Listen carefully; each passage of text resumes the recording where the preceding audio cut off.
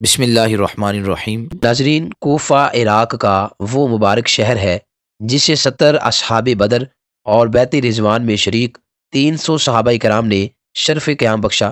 آسمان ہدایت کے ان چمکتے دمکتے ستاروں نے کوفہ کو علم و عرفان کا عظیم مرکز بنایا۔ اسی اہمیت کے پیش نظر اسے کنز الایمان اور قبۃ الاسلام جیسے عظیم الشان القابات سے نوازا گیا۔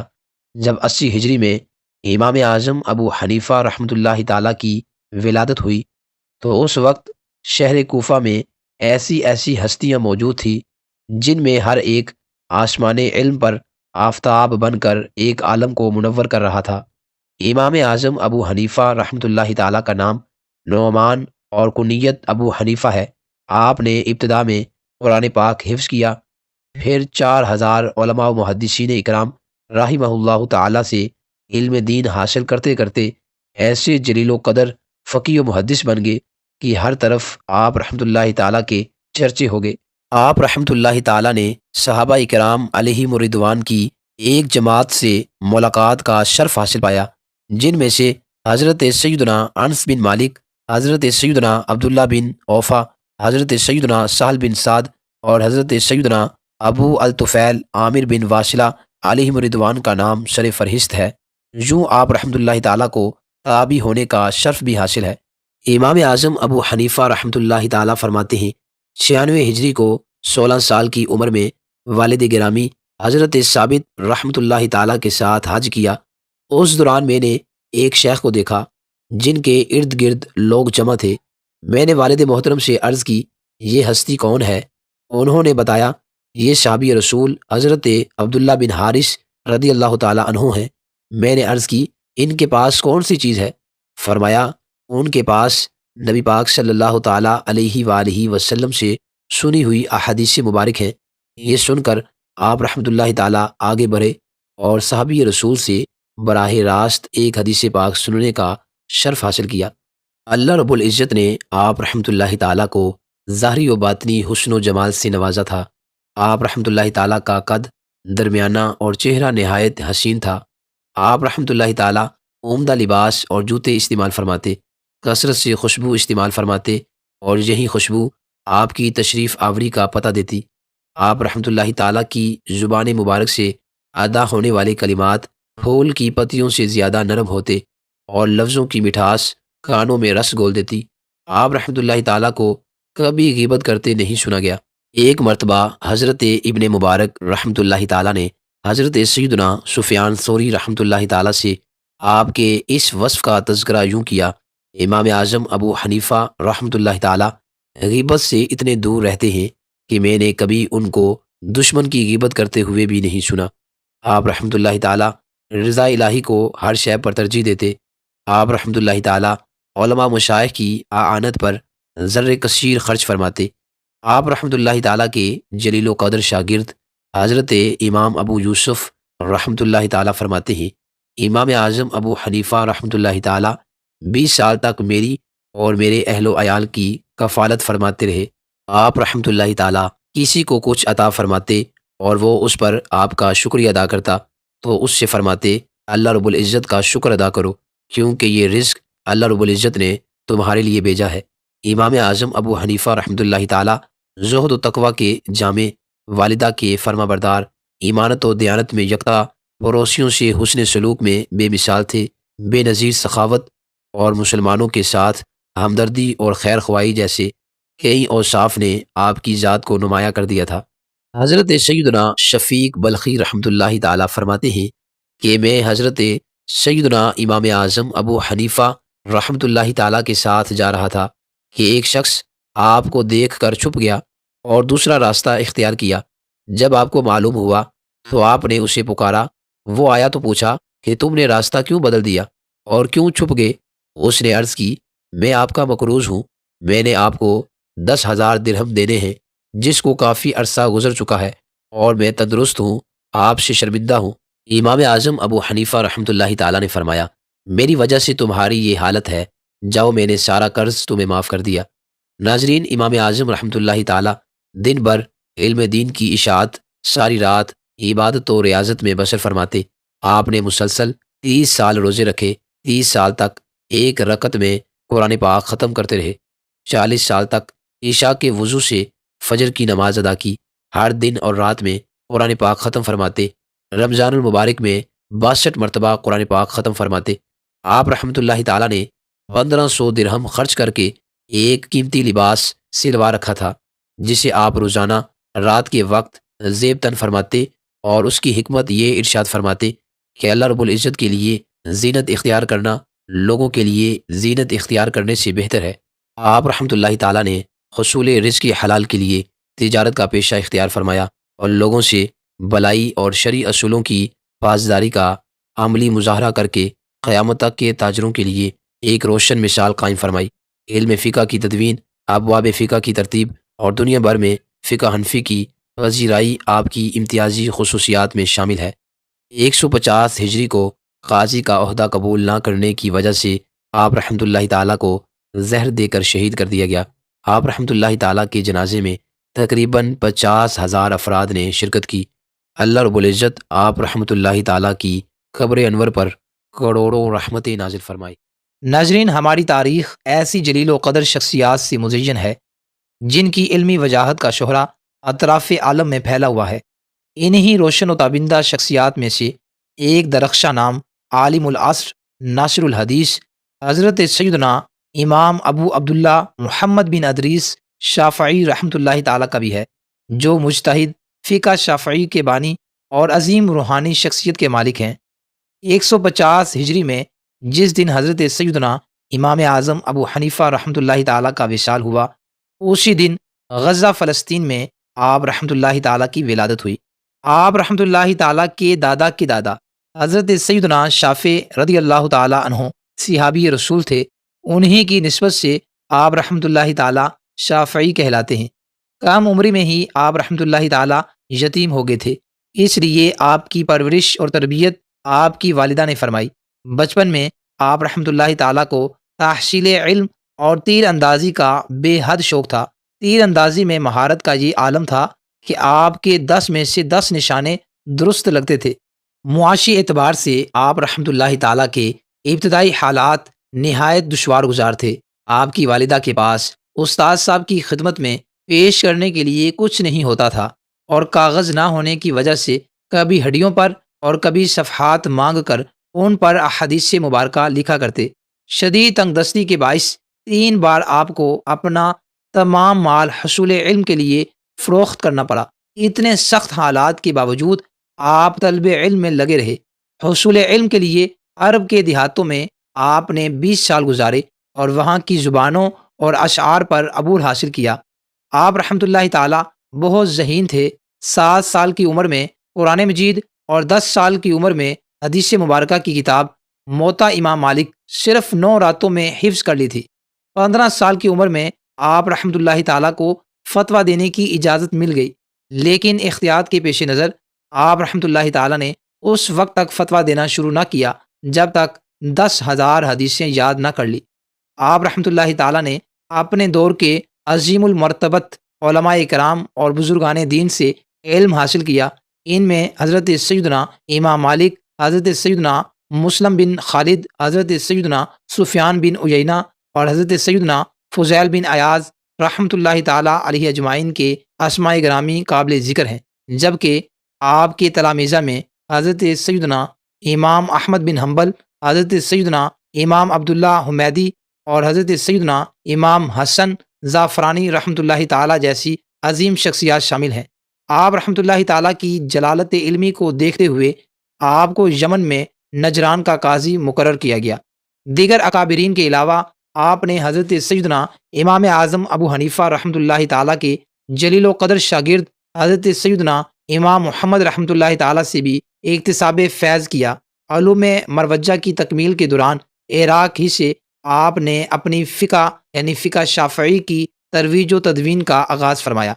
آپ نے ہی سب سے پہلے اصول فقہ کے موضوع پر کتاب تصنیف فرمائی، نیز ابواب فقہ اور اس کے مسائل کی درجہ بندی فرمائی۔ امام شافعی رحمۃ اللہ تعالیٰ نے درس و تدریس اور تصنیف کے ذریعے علم دین کی خوب اشاعت فرمائی۔ آپ کا فیضان آج تک جاری ہے۔ مجتہد وقت ہونے کے ساتھ ساتھ آپ رحمۃ اللہ تعالیٰ نہایت عبادت گزار اور قرآن پاک کی کثرت سے تلاوت کرنے والے تھے۔ آپ رحمۃ اللہ تعالی روزانہ ایک قرآن پاک اور رمضان المبارک میں 60 قرآن پاک ختم فرماتے۔ آپ رحمۃ اللہ تعالی نہایت خوش آواز قاری قرآن تھے۔ آپ رحمۃ اللہ تعالی کی تلاوت سن کر لوگوں پر رقت طاری ہو جاتی تھی۔ زہد و قناعت میں بھی آپ رحمۃ اللہ تعالی کا اعلیٰ مقام تھا۔ چنانچہ آپ رحمۃ اللہ تعالی نے فرمایا، میں نے 16 سال سے کبھی سیر ہو کر کھانا نہیں کھایا۔ آپ رحمۃ اللہ تعالی کی شرافت و عظمت کا شہرہ زبان زد عام تھا، یہاں تک کہ اس دور کے صاحبان کمال نے بھی آپ رحمۃ اللہ تعالی کے فضائل و مناقب بیان فرمائے۔ چنانچہ حضرت سیدنا سفیان بن عیینہ رحمۃ اللہ تعالی فرماتے ہیں، امام شافعی رحمۃ اللہ تعالی اپنے زمانے کے افراد میں سب سے افضل ہیں۔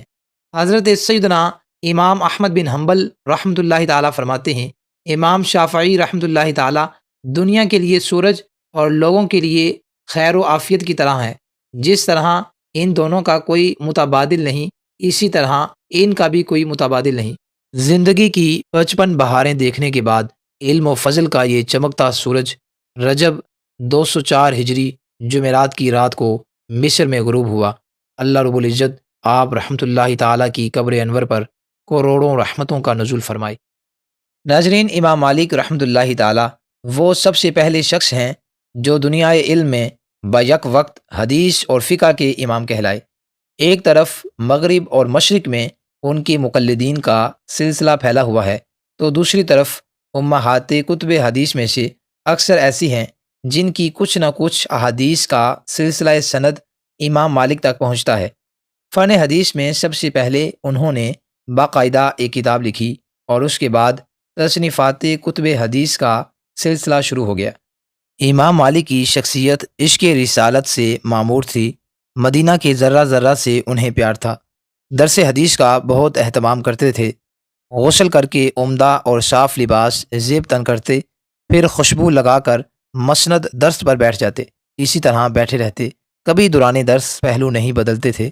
ایک دفعہ دوران درس بچھو انہیں پیہم ڈنگ لگاتا رہا، مگر اس پیکرے عشق و محبت کے جسم میں کوئی اضطراب نہیں آیا، اور وہ اسی انہماک اور استغراق کے ساتھ اپنے محبوب کی دلکش روایات اور دل نشیں احادیث بیان کرتے رہے۔ امام مالک رحمۃ اللہ تعالیٰ کا پورا نام اس طرح ہے: امام مالک بن انس بن مالک بن ابی عامر بن عمر بن الحارث رضوان اللہ تعالیٰ علیہ اجمعین۔ امام مالک رحمۃ اللہ تعالیٰ کے پردادا ابو عامر بن عمر رضی اللہ تعالیٰ جلیل و قدر صحابی تھے۔ غزوہ بدر کے سوا وہ رسول اللہ صلی اللہ تعالیٰ علیہ وآلہ وسلم کے ساتھ تمام غزوات میں شریک رہے۔ امام مالک کے سال ولادت میں مورخین کا اختلاف ہے۔ یحییٰ بن بکیر نے بیان فرمایا ہے کہ آپ رحمۃ اللہ تعالیٰ کی ولادت 93 ہجری میں ہوئی ہے، اور امام ذہبی نے اسی کو صحیح ترین قول قرار دیا ہے۔ امام مالک کا قد دراز، بدن فربا اور رنگ سفید مائل بازردی تھا، آنکھیں بڑی اور خوبصورت تھی، ناک بلند اور سر پر برائے نام بال تھے۔ یمن، مصر اور خراسان کے بنے ہوئے بیش قیمت لباس زیب تن کیا کرتے تھے۔ عام طور پر سفید رنگ کا لباس پہنتے تھے اور عطر لگاتے تھے، سر پر امامہ باندھتے تھے اور دونوں شانوں کے درمیان شملہ لٹکایا کرتے تھے، اور ضرورت کے بغیر کبھی سرما نہیں لگاتے تھے۔ چاندی کی انگوٹھی پہنتے تھے جس پر سیاہ رنگ کا نگینہ تھا۔ امام مالک کو تحصیل علم کی بے حد لگن تھی۔ زمانہ طالب علمی میں آپ کے پاس کچھ زیادہ مال نہ تھا، لیکن کتابوں کا اشتیاق اس قدر تھا کہ مکان کی چھت توڑ کر اس کی کڑیاں فروخت کی اور کتابیں خریدی۔ اس کے بعد اللہ رب العزت نے ان پر دولت کا دروازہ کھول دیا۔ آپ کا حافظہ نہایت اعلیٰ درجے کا تھا۔ فرماتے ہیں، جس چیز کو میں ایک بار دیکھتا ہوں اس کو یاد کر لیتا ہوں اور پھر اس کو نہیں بھولتا۔ امام مالک رحمۃ اللہ تعالیٰ مدینہ منورہ کے جس مکان میں رہتے تھے وہ حضرت عبداللہ بن مسعود رضی اللہ تعالیٰ کی رہائش گاہ تھی۔ مسجد نبوی میں اس جگہ بیٹھتے جہاں حضرت عمر فاروق رضی اللہ تعالیٰ عنہ بیٹھا کرتے تھے۔ امام مالک رحمۃ اللہ تعالیٰ فرماتے ہیں، میں نے پوری زندگی میں کبھی کسی بے وقوف شخص کے ساتھ ہم نشینی نہیں کی۔ وقار اور دبدبہ کے باوجود امام مالک رحمۃ اللہ تعالیٰ اپنے اہل و عیال اور خدام کے ساتھ حسن اخلاق کے ساتھ پیش آتے تھے۔ مدینہ منورہ کا بے حد احترام کرتے تھے۔ آپ نے حرم مدینہ میں کبھی قضائے حاجت نہیں کی۔ قضائے حاجت کے لیے تمام عمر حرم مدینہ سے باہر تشریف لے جاتے رہے۔ امام مالک رحمۃ اللہ تعالیٰ کی زندگی سادہ اور پروقار تھی۔ لوگوں کے ساتھ معاملات میں بے حد خلیق تھے۔ انہوں نے ساری زندگی علمی خدمات اور تعظیم حرم رسول میں گزاری۔ ابو مصعب کہتے ہیں کہ میں نے امام مالک رحمۃ اللہ تعالیٰ سے سنا، وہ فرماتے تھے میں نے اس وقت تک فتویٰ لکھنا نہیں شروع کیا جب تک 70 علماء نے میری اہلیت کی گواہی نہیں دی۔ امام زرقانی رحمۃ اللہ تعالیٰ بیان کرتے ہیں کہ امام مالک رحمۃ اللہ تعالیٰ نے اپنے ہاتھ سے 1,00,000 احادیث تحریر کی ہیں۔ 17 سال کی عمر میں درس حدیث شروع کیا اور اس وقت ان کا حلقہ درس اپنے معاصرین کے حلقوں میں سب سے بڑا حلقہ تھا۔ طلباء کا کثیر حلقہ ہر وقت ان کے دروازے پر موجود رہتا تھا۔ انہوں نے اپنے دروازے پر ایک دربان مقرر کیا ہوا تھا۔ پہلے خواص اہل علم کو آنے کی اجازت تھی اور پھر عام طلباء کو۔ امام مالک رحمۃ اللہ تعالیٰ نے 17 سال کی عمر میں تعلیم و تدریس کی ابتدا کر دی تھی۔ حدیث شریف پڑھانے سے پہلے غسل کرتے، عمدہ اور بیش قیمت لباس زیب تن کرتے، خوشبو لگاتے، پھر ایک تخت پر نہایت عجز و انکساری سے بیٹھتے۔ درس حدیث کے درمیان کبھی پہلو نہیں بدلتے تھے۔ عبداللہ بن مبارک بیان کرتے ہیں کہ ایک دن میں درس حدیث میں حاضر ہوا، امام مالک روایت حدیث فرما رہے تھے۔ اسی دوران ایک بچھو کی نیش زنی کے باوجود آپ نے نہ پہلو بدلا، نہ سلسلہ روایت ترک کیا اور نہ ہی آپ کے تسلسل کلام میں کچھ فرق واقع ہوا۔ بعد میں آپ رحمۃ اللہ تعالیٰ نے فرمایا میرا اس تکلیف پر اس قدر صبر کرنا کچھ اپنی طاقت کی بنا پر نہ تھا، بلکہ محض رسول اللہ صلی اللہ علیہ وسلم کی تعظیم کی وجہ سے تھا۔ یحییٰ بن یحییٰ مصمودی بیان کرتے ہیں کہ جب امام مالک رحمۃ اللہ تعالیٰ کا مرض الموت طویل ہوا اور وقت آخر آ پہنچا تو مدینہ منورہ اور دوسرے شہروں سے تمام علماء اور فقہا امام مالک رحمۃ اللہ تعالیٰ کے مکان میں جمع ہو گئے تاکہ امام مالک کی آخری ملاقات سے فیض یاب اور ان کی وصیتوں سے بہرہ مند ہوں۔ یحییٰ بن یحییٰ کہتے ہیں اس وقت امام مالک کی عیادت کرنے والے مجھ سمیت 130 علماء حاضر تھے۔ میں بار بار امام صاحب کے پاس جاتا اور سلام عرض کرتا تھا تاکہ اس آخری وقت میں امام صاحب کی نظر مجھ پر پڑ جائے اور وہ نظر میری سعادت اخروی کا وسیلہ بن جائے۔ میں اسی کیفیت میں تھا کہ امام صاحب نے آنکھیں کھولی اور ہماری طرف متوجہ ہو کر فرمایا اللہ تعالیٰ کا شکر ہے جس نے ہم کو کبھی ہنسایا اور کبھی رلایا، اس کے حکم سے زندہ رہے، اس کے حکم سے جان دیتے ہیں۔ اس کے بعد فرمایا موت آ گئی، خدا تعالیٰ سے ملاقات کا وقت قریب ہے۔ حاضرین نے عرض کیا اس وقت آپ کے باطن کا کیا حال ہے؟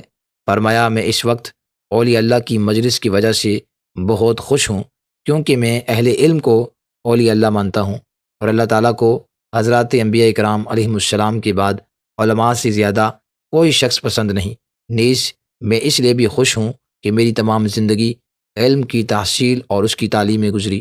یحییٰ بن یحییٰ مصمودی کہتے ہیں اس کے بعد امام مالک نے ربیع کی ایک روایت بیان کی کہ کسی شخص کو نماز کے مسائل بتلانا روئے زمین کی تمام دولت کو صدقہ کرنے سے بہتر ہے، اور کسی شخص کی دینی الجھن دور کر دینا 100 حج کرنے سے افضل ہے۔ یحییٰ بن یحییٰ کہتے ہیں اس گفتگو کے بعد امام مالک نے کوئی بات نہیں کی اور اپنی جان آفرین کے سپرد کر دی۔ اللہ رب العزت آپ رحمۃ اللہ تعالیٰ کی قبر انور پر کروڑوں رحمتوں کا نزول فرمائے۔ ناظرین، کوفہ شہر میں امام اعظم ابو حنیفہ رحمۃ اللہ تعالیٰ کے حلقہ درس سے تشنگان علم اپنی پیاس بجھا رہے تھے۔ ایک دن ایک لڑکا حاضر ہوا، ذہانت جس کے چہرے سے عیاں تھی۔ اس نے امام اعظم ابو حنیفہ رحمۃ اللہ تعالیٰ سے پوچھا اس نابالغ لڑکے کے بارے میں آپ کا فتویٰ کیا ہے جو رات کو عشاء کی نماز پڑھ کر سوئے اور اسی رات فجر سے پہلے وہ بالغ ہو جائے؟ کیا اسے نماز عشاء دوبارہ پڑھنی چاہیے؟ امام اعظم رحمۃ اللہ تعالیٰ نے فرمایا ہاں، اسے نماز دہرانی ہوگی۔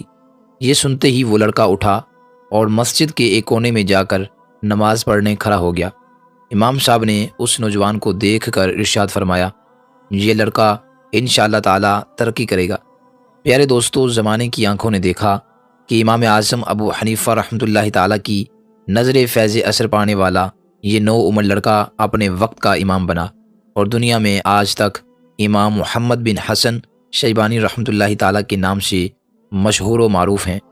امام اعظم ابو حنیفہ رحمۃ اللہ تعالیٰ کا فرمان پورا ہوا اور آپ رحمۃ اللہ تعالیٰ مجتہد فی المذہب کے منصب پر فائز ہوئے۔ آپ رحمۃ اللہ تعالیٰ کی پیدائش مبارکہ 132 ہجری کو عراق میں ہوئی۔ آپ رحمۃ اللہ تعالیٰ کا نام محمد بن حسن اور کنیت ابو عبداللہ ہے۔ ناظرین، اس واقعے کے کچھ ہی عرصے بعد آپ رحمۃ اللہ تعالیٰ امام اعظم ابو حنیفہ رحمۃ اللہ تعالیٰ کی بارگاہ میں علم فقہ سیکھنے کے لیے حاضر ہوئے۔ امام صاحب نے فرمایا کہ پہلے قرآن پاک یاد کر کے آؤ۔ آپ رحمۃ اللہ تعالیٰ ایک ہفتے میں قرآن پاک حفظ کر کے دوبارہ حاضر خدمت ہو گئے اور امام اعظم ابو حنیفہ رحمۃ اللہ تعالیٰ نے انہیں اپنی شاگردی میں قبول فرما لیا۔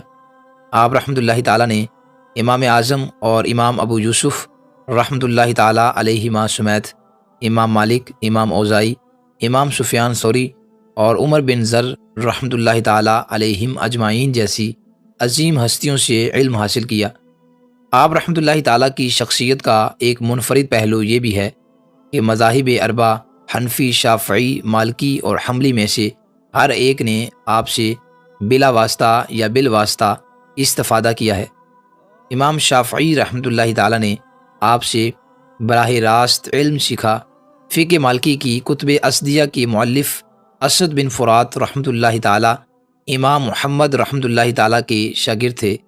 اسی طرح امام احمد بن حنبل رحمۃ اللہ تعالیٰ سے پوچھا گیا کہ مشکل ترین مسائل کا علم آپ کو کہاں سے حاصل ہوا، تو انہوں نے کہا کہ امام محمد بن حسن رحمۃ اللہ تعالیٰ کی کتابوں سے۔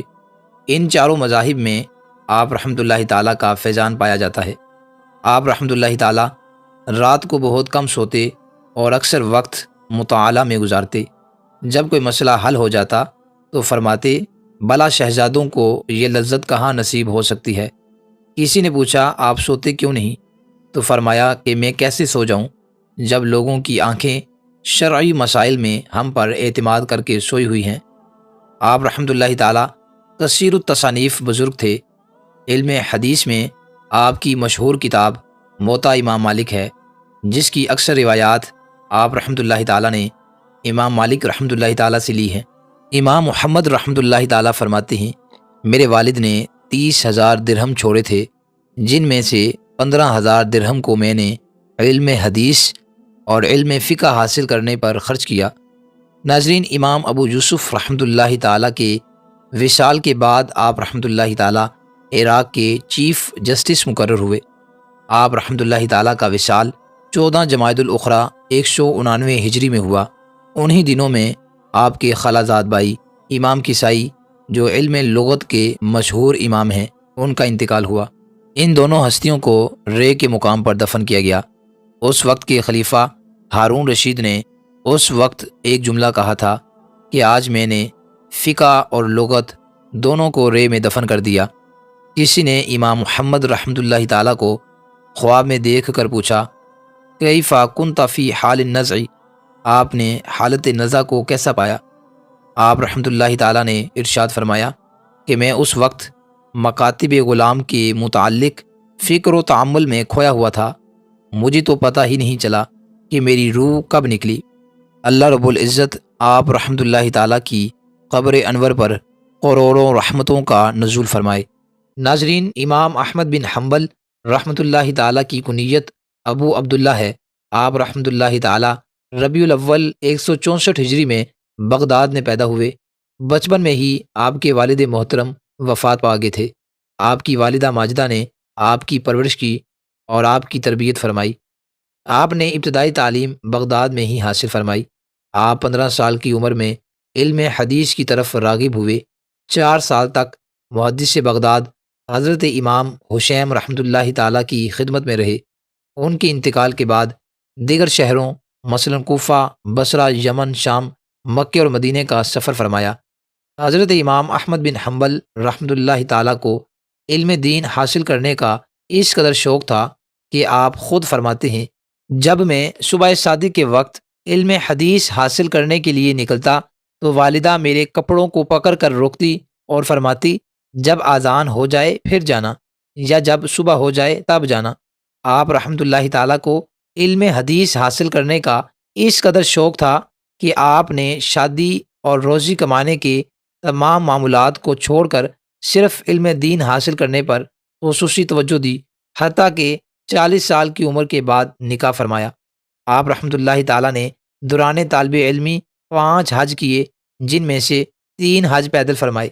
12 ربیع الاول کو 241 ہجری میں آپ کا انتقال ہوا۔ 230 سال بعد حضرت امام احمد بن حنبل رحمۃ اللہ تعالیٰ کی قبر انور کے پہلو میں قبر کھودی گئی۔ قبر کا ایک حصہ کھل گیا، دیکھا گیا جسم تو جسم کفن تک سلامت تھا۔ آپ رحمۃ اللہ تعالیٰ کی نماز جنازہ کے وقت 20,000 غیر مسلم دامن اسلام سے وابستہ ہو گئے تھے۔ 40,000 احادیث کی کتاب مسند امام احمد بن حنبل آپ کی ہی تالیف ہے۔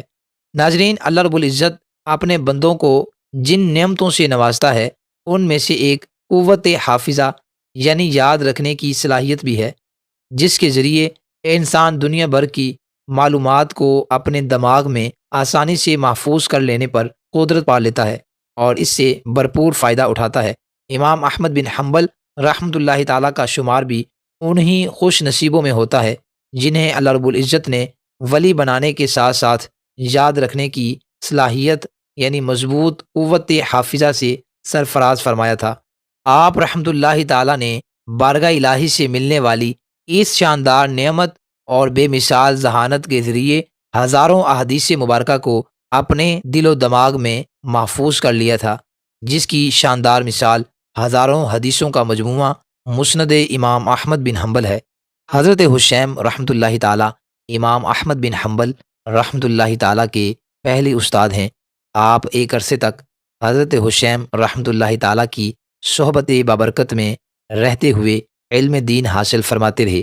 جس وقت حضرت حشیم رحمۃ اللہ تعالیٰ کا انتقال ہوا اس وقت آپ کی عمر مبارک 20 سال تھی، اور جو کچھ آپ نے اپنے استاد محترم سے سنا تھا وہ تمام کا تمام آپ نے اپنے ذہن میں محفوظ فرما لیا تھا۔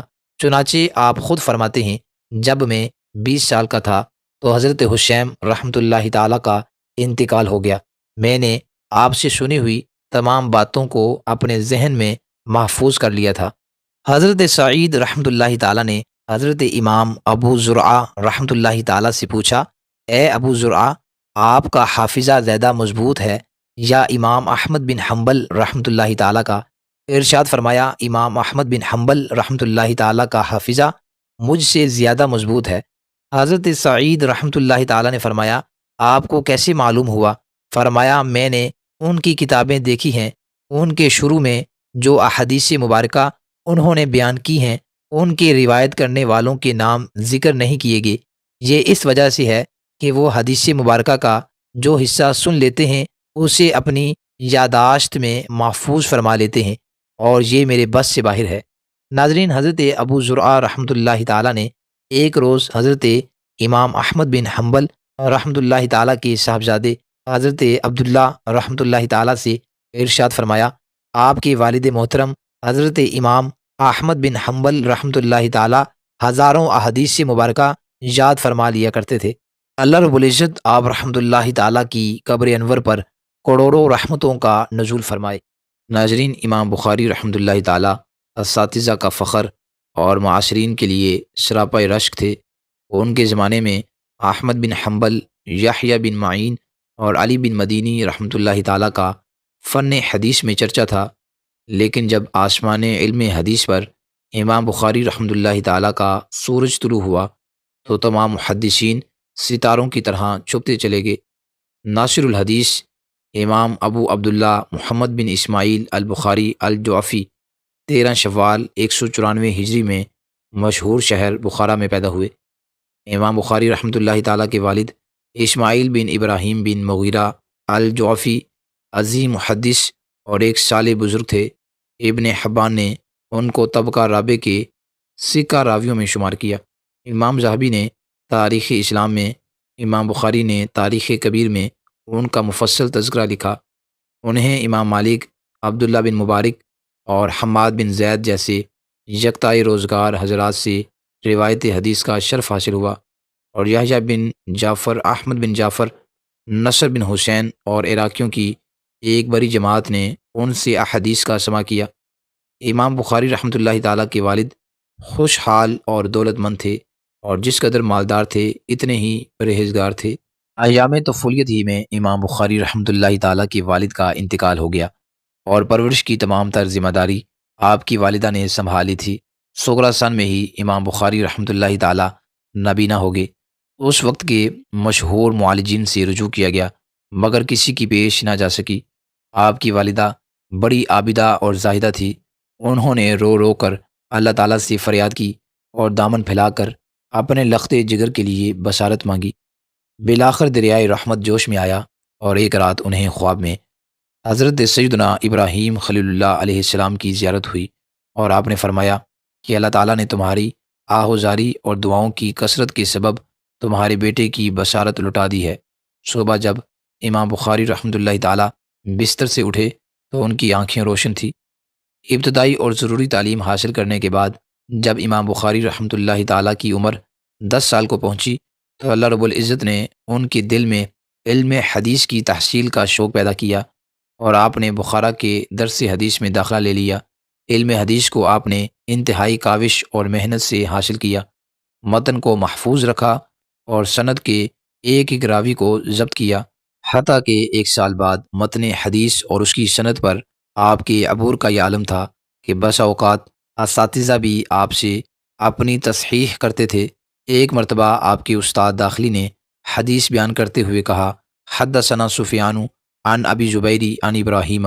آپ نے فرمایا ابو زبیر کی ابراہیم سے کوئی روایت نہیں ہے۔ استاد نے حیران ہو کر امام بخاری کو تحدید کی۔ آپ نے کہا اگر آپ کے پاس اصل ہے تو اس میں دیکھ لیجیے۔ استاد نے اصل کی طرف رجوع کیا اور کہا اچھا پھر بتاؤ یہ روایت کس طرح ہے؟ آپ نے عرض کیا حدثنا سفیان عن زبیر بن عدی عن ابراہیم، اور پھر بتلایا کہ یہ لفظ ابی زبیر نہیں بلکہ زبیر بن عدی ہے۔ استاد حیران رہ گئے، اور انہوں نے بڑی مجلس میں امام بخاری کو تحسین کی۔ امام بخاری رحمۃ اللہ تعالیٰ یوں ہی تیزی اور مہارت سے علوم دینیہ حاصل کرتے رہے، یہاں تک کہ 16 سال کی عمر میں امام بخاری رحمۃ اللہ تعالیٰ نے عبداللہ بن مبارک، وقی اور دیگر اصحاب ابی حنیفہ کی کتابوں کو ازبر کر لیا تھا۔ 18 سال کی عمر میں امام بخاری رحمۃ اللہ تعالیٰ اپنے بڑے بھائی احمد بن اسماعیل اور اپنی والدہ ماجدہ کے ساتھ حج کرنے کے لیے حرمین شریفین حاضر ہوئے۔ حج کے بعد ان کے بھائی تو والدہ کو لے کر واپس چلے گئے، اور امام بخاری مزید تعلیم کے حصول کے لیے وہیں رہ گئے۔ اسی دوران انہوں نے قضایا الصحابۃ و تابعین کے عنوان سے ایک کتاب لکھی، اور اس کے بعد چاندنی راتوں میں اور روزہ انور کے پہلو میں بیٹھ کر تاریخ کبیر تصنیف کی۔ امام بخاری رحمۃ اللہ تعالیٰ کہتے ہیں میں نے تاریخ کبیر میں جتنے لوگوں کے اسماء ذکر کیے ہیں مجھے ان میں سے ہر ایک کے بارے میں کوئی نہ کوئی قصہ معلوم تھا، لیکن اختصار کے سبب میں نے ان تمام قصوں کو درج نہیں کیا۔ تاریخ کبیر کی تکمیل ہوتے ہی ان کی نقل کا سلسلہ شروع ہو گیا۔ محمد بن یوسف فریابی کہتے ہیں میں نے تاریخ کبیر کو اس وقت نقل کیا جب ابھی امام بخاری رحمۃ اللہ تعالیٰ کی داری بھی نہیں آئی تھی۔ امام بخاری رحمۃ اللہ تعالیٰ بے پناہ قوت حافظہ کے مالک تھے۔ جب ہم ان کی قوت حافظہ کے کارنامے صفحات تاریخ پر دیکھتے ہیں تو یوں گمان ہوتا ہے جیسے وہ سر سے پیر تک حافظہ ہی حافظہ ہوں۔ ان کے حافظہ کو دیکھ کر لوگوں کے دلوں میں حضرت سیدنا ابو ہریرہ رضی اللہ تعالیٰ کی یاد تازہ ہو جاتی ہے۔ امام بخاری رحمۃ اللہ تعالیٰ بے حد عبادت گزار اور شب بیدار تھے، کثرت سے نوافل پڑھتے اور روزے رکھتے تھے۔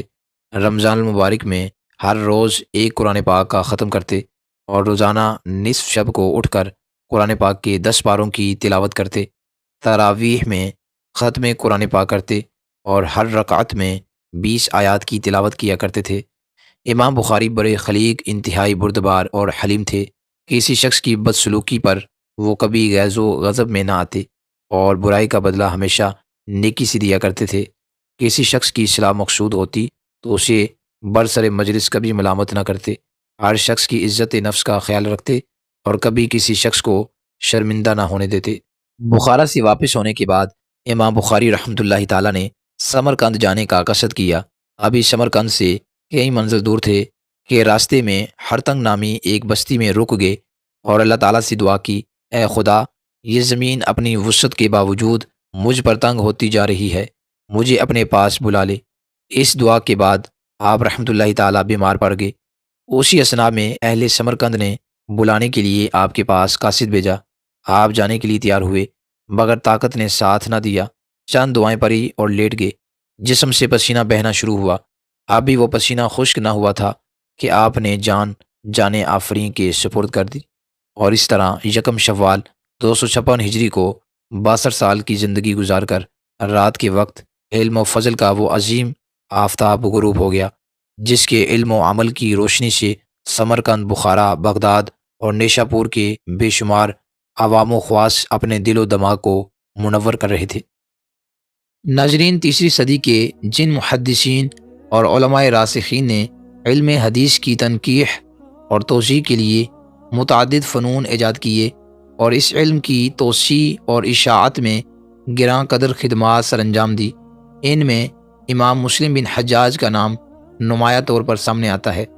امام مسلم رحمۃ اللہ تعالی فن حدیث کے اکابر ائمہ میں شمار کیے جاتے ہیں۔ ابو زرع رازی اور ابو حاتم رازی نے ان کی امامت حدیث پر شہادت دی۔ امام ترمذی اور ابو بکر خزیمہ جیسے مشاہیر نے ان سے روایت حدیث کو باعث شرف سمجھا، اور ابو قریش نے کہا کہ دنیا میں صرف 4 حفاظ ہیں اور امام مسلم رحمۃ اللہ تعالی ان میں سے ایک ہیں۔ امام مسلم رحمۃ اللہ تعالی خراسان کے ایک وسیع اور خوبصورت شہر نیشا پور میں بنو قشیر کے خاندان میں پیدا ہوئے۔ امام مسلم رحمۃ اللہ تعالی کی ولادت کے سال میں مورخین کا اختلاف ہے۔ شاہ عبد العزیز نے ان کا سال ولادت 202 ہجری لکھا ہے، امام ذہبی نے 204 ہجری بیان کیا ہے۔ ابتدائی تعلیم سے فارغ ہونے کے بعد 18 سال کی عمر میں امام مسلم رحمۃ اللہ تعالی نے علم حدیث کی تعلیم شروع کی۔ فن حدیث کو انہوں نے انتہائی لگن اور محنت سے حاصل کیا اور بہت جلد نیشا پور کے عظیم محدثین میں ان کا شمار ہونے لگا۔ امام مسلم رحمۃ اللہ تعالی سرخ و سفید رنگ، بلند قامت اور وجیحہ شخصیت کے مالک تھے۔ سر پر امامہ باندھتے تھے اور شملہ کندھوں کے درمیان لٹکایا کرتے تھے۔ انہوں نے علم کو ذریعہ معاش نہیں بنایا، کپڑوں کی تجارت کر کے اپنی ضرورت پوری کیا کرتے تھے۔ شاہ عبد العزیز لکھتے ہیں، امام مسلم رحمۃ اللہ تعالیٰ کی عجائبات میں سے یہ ہے کہ انہوں نے عمر بھر نہ کسی کی غیبت کی، نہ کسی کو مارا اور نہ کسی کے ساتھ سخت کلامی کی۔ علم حدیث کی طلب میں امام مسلم رحمۃ اللہ تعالیٰ نے متعدد شہروں کا سفر اختیار کیا۔ نیشا پور کے اساتذہ سے اکتساب فیض کے بعد وہ حجاز، شام، عراق اور مصر گئے اور بے شمار مرتبہ بغداد کا سفر کیا۔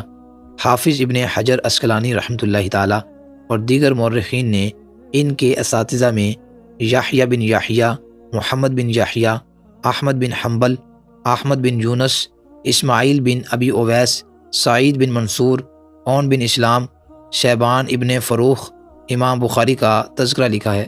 امام مسلم رحمۃ اللہ تعالیٰ فن حدیث میں عظیم صلاحیتوں کے مالک تھے۔ حدیث صحیح اور سقیم کی پہچان میں وہ اپنے زمانے کے اکثر محدثین پر فوقیت رکھتے تھے، حتیٰ کہ بعض امور میں ان کو امام بخاری رحمۃ اللہ تعالیٰ پر بھی فضیلت حاصل تھی، کیونکہ امام بخاری رحمۃ اللہ تعالیٰ نے اہل شام کی اکثر روایات ان کی کتابوں سے بطریق مناولہ حاصل کی ہیں، خود ان کے مؤلفین سے سماع نہیں کیا۔ اس لیے ان کے راویوں میں امام بخاری رحمۃ اللہ تعالیٰ سے بسا اوقات غلطی واقع ہو جاتی ہے، کیونکہ ایک ہی راوی کا کبھی نام ذکر کیا جاتا ہے اور کبھی کنیت۔ ایسی صورت میں بعض دفعہ امام بخاری رحمۃ اللہ تعالیٰ ان کو 2 راوی خیال کر لیتے ہیں، اور امام مسلم رحمۃ اللہ تعالیٰ نے براہ راست سماع کیا ہے، اس لیے وہ اس قسم کا مغالطہ نہیں کھاتے۔ ناظرین، امام مسلم رحمۃ اللہ تعالیٰ کے وصال کا سبب بھی نہایت عجیب و غریب بیان کیا گیا ہے۔ حافظ ابن حجر عسقلانی رحمۃ اللہ تعالیٰ لکھتے ہیں کہ ایک دن مجلس مذاکرہ میں امام مسلم رحمۃ اللہ تعالیٰ سے ایک حدیث کے بارے میں استفسار کیا گیا۔ اس وقت آپ رحمۃ اللہ تعالیٰ اس حدیث کے بارے میں کچھ نہ بتا سکے۔ گھر آ کر اپنی کتابوں میں اس حدیث کی تلاش شروع کر دی قریب ہی کھجوروں کا ایک ٹوکرا ابھی رکھا ہوا تھا۔ امام مسلم رحمۃ اللہ تعالیٰ کے استغراق اور انہماک کا یہ عالم تھا کہ کھجوروں کی مقدار کی طرف آپ کی توجہ نہ ہو سکی، اور حدیث ملنے تک کھجوروں کا سارا ٹوکرا خالی ہو گیا، اور غیر ارادی طور پر کھجوروں کا زیادہ کھا لینا ہی ان کی موت کا سبب بن گیا۔ اور اس طرح 24 رجب 261 ہجری اتوار کے دن شام کے وقت علم حدیث کا یہ درخشندہ آفتاب غروب ہو گیا، اور اگلے روز پیر کے دن خراسان کے عظیم محدث کو سپرد حق کر دیا گیا۔ ناظرین، امام مسلم رحمۃ اللہ تعالیٰ سادہ دل درویش تھے اور علم و عمل کی بہترین خوبیوں کے جامعہ تھے۔ اللہ تعالیٰ نے انہیں ان کی خدمات کا بہترین صلہ عطا فرمایا۔ اللہ رب العزت آپ رحمۃ اللہ تعالیٰ کی قبر انور پر کروڑوں رحمتوں کا نزول فرمائے۔ امام ابو عیسیٰ ترمذی رحمۃ اللہ تعالیٰ عابد و زاہد اور بے مثال حافظہ کے مالک اور عظیم محدث تھے۔ بعض نے کہا ابو عیسیٰ ترمذی رحمۃ اللہ تعالیٰ ان ائمہ میں سے ہیں جن کی علم حدیث میں پیروی کی جاتی ہے۔ وہ ایک سکہ عالم تھے اور ایسا حافظہ رکھتے تھے کہ لوگ حفظ میں ان کی مثال دیا کرتے تھے۔ امام ترمذی رحمۃ اللہ تعالیٰ بے حد عبادت گزار اور پرسوز دل کے مالک تھے۔ یوسف بن احمد بغدادی رحمۃ اللہ تعالیٰ بیان کرتے ہیں کہ اکثر گریہ وزاری کے سبب وہ اخیر عمر میں نابینا ہو گئے تھے۔ امام ترمذی رحمۃ اللہ تعالیٰ امام بخاری رحمۃ اللہ تعالیٰ کے شاگرد تھے۔ نصر بن احمد خود امام ترمذی رحمۃ اللہ تعالیٰ سے روایت کرتے ہیں کہ ایک دن امام بخاری رحمۃ اللہ تعالیٰ نے ان سے کہا کہ تم نے مجھ سے اس قدر استفادہ نہیں کیا جتنا استفادہ میں نے تم سے کیا ہے۔ اور عمران بن عالان نے کہا کہ امام محمد بن اسماعیل بخاری رحمۃ اللہ تعالیٰ نے وفات ہونے کے بعد اہل خراسان کے لیے علم و عمل میں امام ترمذی رحمۃ اللہ تعالیٰ جیسا کوئی شخص نہیں چھوڑا۔ امام ترمذی رحمۃ اللہ تعالیٰ 209 ہجری میں بلخ کے شہر ترمز میں پیدا ہوئے۔ امام ترمذی رحمۃ اللہ تعالیٰ کا نام محمد اور کنیت ابو عیسیٰ ہے۔ جامعہ ترمذی میں انہوں نے اپنے نام کی بجائے کنیت کو اختیار کیا ہے، اور جہاں اپنا ذکر کرتے ہیں قال ابو عیسیٰ کے ساتھ ذکر کرتے ہیں۔ امام ترمذی رحمۃ اللہ تعالیٰ نے حصول علم کی خاطر خراسان، عراق اور حجاز کے متعدد شہروں کا سفر کیا، اور اپنے وقت کے بہترین افاضل، علوم حدیث کے ماہرین اور جید اساتذہ سے علم حاصل کیا۔ ان کے اساتذہ میں سے چند حضرات کی اسماء یہ ہیں: قتیبہ بن سعید، ابو مصعب، ابراہیم بن عبداللہ حروی، اسماعیل بن موسیٰ اسدی، سوید بن نصر، علی بن حجر، محمد بن عبد المالک بن ابی شوارب، عبداللہ بن معاویہ، محمد بن اسماعیل البخاری، مسلم بن الحجاج الکشیری اور امام ابو داود رحمۃ اللہ تعالیٰ علیہ اجمعین شامل ہیں۔ امام ترمذی رحمۃ اللہ تعالیٰ قوی حافظہ کے مالک تھے۔ ان کی قوت حفظ سے متعلق ایک واقعہ عام تذکرہ نگاروں نے نقل کیا ہے۔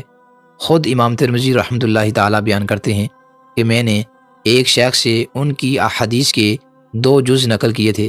ایک مرتبہ مکہ کے سفر میں وہ ہمارے ہمراہ تھے۔ مجھے اب تک ان اجزاء کی دوبارہ جانچ پڑتال کا موقع نہیں ملا تھا۔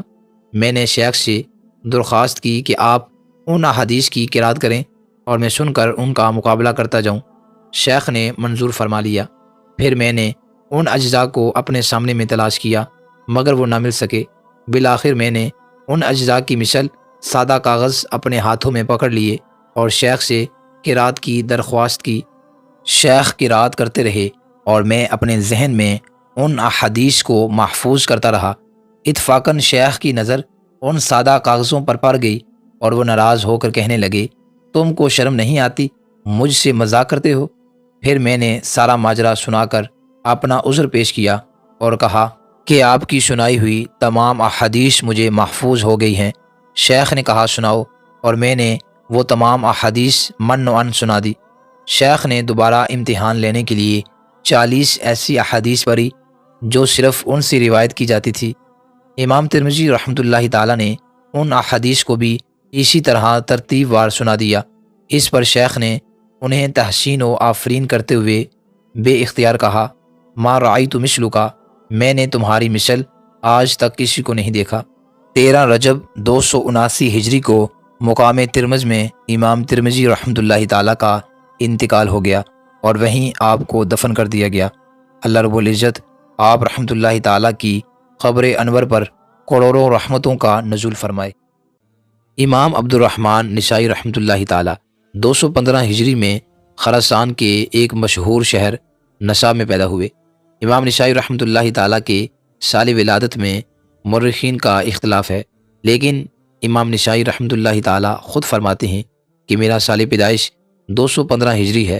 حافظ ذہبی اور حافظ عسقلانی رحمۃ اللہ تعالیٰ کا بھی یہی مختار ہے، لیکن شاہ عبد العزیز رحمۃ اللہ تعالیٰ نے آپ کا سال ولادت 214 ہجری بیان کیا ہے۔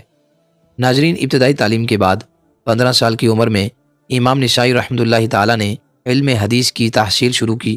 سب سے پہلے وہ قتیبہ بن سعید بلخی کی خدمت میں حاضر ہوئے اور ان کی خدمت میں 1 سال 2 ماہ رہ کر علم حدیث حاصل کیا اور بعد میں دوسرے اساتذہ حدیث کی طرف رجوع کیا۔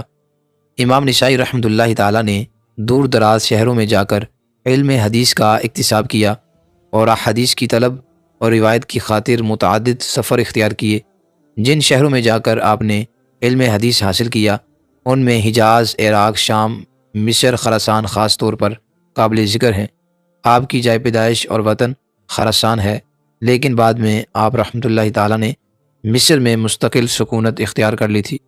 امام نسائی رحمۃ اللہ تعالیٰ نے اپنے وقت کے نادر اور یگانہ روزگار مشائخ سے سماع حدیث کا شرف حاصل کیا، جن میں ان حضرات کے اسماء خاص طور پر قابل ذکر ہیں: قتیبہ بن سعید، ہشام بن عمار، محمد بن نصر مروزی، ابو قریب، سوید بن نصر، محمود بن غیلان، محمد بن بشار، علی بن حجر، ابو داؤد، سلیمان بن اشعث اور ابو عبداللہ محمد بن اسماعیل البخاری رحمۃ اللہ تعالیٰ علیہ اجمعین۔ امام نسائی رحمۃ اللہ تعالیٰ ملیح رنگ کے نہایت خوبصورت شخص تھے، بے حد توانا اور جسیم تھے۔ ان کے بدن پر عموماً خون کی سرخی دوڑتی رہتی تھی۔ ان کا دسترخواں انواع و اقسام کے لذیذ کھانوں سے پر رہتا تھا۔ عام طور پر مرغ وغیرہ بنوا کر کھایا کرتے تھے اور انتہائی قیمتی اور عمدہ لباس زیب تن کیا کرتے تھے۔ آپ رحمۃ اللہ تعالیٰ کی 4 بیگمات تھی اور کنیزوں کی بھی ایک بڑی تعداد آپ کے ساتھ رہتی تھی۔ امام نسائی رحمۃ اللہ تعالیٰ بے حد عبادت گزار اور شب بیدار تھے۔ ایک دن روزہ اور ایک دن افطار صوم داؤدی کے طریقے کو اپنایا ہوا تھا۔ حافظ محمد مظفر اپنے مشائخ سے روایت کرتے ہیں کہ امام نسائی رحمۃ اللہ تعالیٰ دن کے وقت میں امیر مصر کے ساتھ جہاد کرتے اور رات ساری عبادت میں گزار دیتے تھے اور مسلمان قیدیوں کو فدیہ دے کر چھڑایا کرتے تھے۔ انہوں نے ساری زندگی اسوہ رسول کو اپنانے اور اخلاق صالحین کے تخلق میں گزاری۔ ناظرین، امام نسائی رحمۃ اللہ تعالیٰ نے جب دمشق کی مسجد میں خصائص علی کا اقتباس سنایا اور لوگوں نے آپ کو زد و کوب کیا تو خدام اٹھا کر آپ رحمۃ اللہ تعالیٰ کو گھر لے آئے۔ آپ رحمۃ اللہ تعالیٰ نے فرمایا کہ مجھے فوراً مکہ معظمہ پہنچا دو تاکہ مکہ اور اس کے راستے میں میرا انتقال ہو جائے۔ چنانچہ مکہ معظمہ پہنچنے پر 13 صفر 303 ہجری کو آپ رحمۃ اللہ تعالیٰ کا انتقال ہو گیا۔ وصال کے بعد صفا اور مروہ کے درمیان آپ رحمۃ اللہ تعالیٰ کو دفن کر دیا گیا۔ بعض روایات کے مطابق مکہ جاتے ہوئے راستہ میں رملہ فلسطین کے مقام پر آپ رحمۃ اللہ تعالیٰ کا وصال ہو گیا۔ اللہ رب العزت آپ رحمۃ اللہ تعالیٰ کی قبر انور پر کروڑوں رحمتوں کا نزول فرمائے۔ ناظرین، امام بخاری اور امام مسلم رحمۃ اللہ تعالیٰ کے بعد جو امام حدیث سب سے زیادہ مرتبہ اور مقام کے مالک ہیں وہ امام ابو داؤد سجستانی رحمۃ اللہ تعالیٰ ہیں۔ جس زمانے میں امام ابو داؤد رحمۃ اللہ تعالیٰ نے تصنیف و تالیف کا آغاز کیا، اس وقت عام طور پر علم حدیث میں جوامع اور مسانید کی تالیف کی جاتی تھی۔ انہوں نے سب سے پہلے کتاب السنن لکھ کر علم حدیث میں ایک نئی راہ دکھلائی اور اس کے بعد متعدد ائمہ حدیث نے ان کے چراغ سے چراغ جلانے شروع کر دیے اور فن حدیث میں کتب سنن کا ایک قابل قدر ذخیرہ جمع ہو گیا۔ امام ابو داؤد رحمۃ اللہ تعالیٰ علم و حکمت میں جس طرح بے مثال تھے، اسی طرح عبادت و ریاضت میں بھی اپنا ثانی نہیں رکھتے تھے۔ علماء و فضلاء ان کی خدمت میں حاضر ہوتے، اولیاء کرام ان کی زیارت کے لیے آتے، حاکم وقت ملاقات کے لیے ان کے دروازے پر کھڑے رہتے تھے۔ اللہ رب العزت نے انہیں بے پناہ شہرت اور مقبولیت عطا فرمائی تھی۔ وہ جس قدر دین کی خدمت کی لگن رکھتے تھے، اللہ رب العزت نے ان کا نام اتنا ہی اونچا کر دیا۔ امام ابو داؤد رحمۃ اللہ تعالیٰ کے نسب میں اختلاف پایا جاتا ہے۔ حافظ ابن حجر اسقلانی رحمۃ اللہ تعالیٰ نے آپ کا نسب ابو داود سلیمان بن الاشعث بن شداد بن عمر بن عامر بیان کیا ہے، اور بعض نے آپ کا نسب یوں بیان کیا ہے: حافظ ابو داود سلیمان بن الاشعث بن اسحاق بن بشیر بن شداد سجستانی رحمۃ اللہ تعالیٰ۔ امام ابو داود رحمۃ اللہ تعالیٰ 202 ہجری کو سجستان میں خاندان زاد کے ایک معزز گھرانے میں پیدا ہوئے۔ یہ سال ولادت خود امام ابو داود رحمۃ اللہ تعالیٰ کا بیان کردہ ہے۔ ابتدائی تعلیم کے بعد امام ابو داود رحمۃ اللہ تعالیٰ نے علم حدیث کی طرف رغبت کی اور اپنے وقت کے مشہور اور جید اساتذہ اور جلیل و قدر ائمہ حدیث سے اس علم کو حاصل کیا۔ علم حدیث کی تحصیل کی خاطر انہوں نے متعدد اسلامی شہروں کا سفر کیا، خاص طور پر مصر، شام، حجاز، عراق اور خراسان وغیرہ میں کثرت کے ساتھ قیام کر کے علم حدیث حاصل کیا۔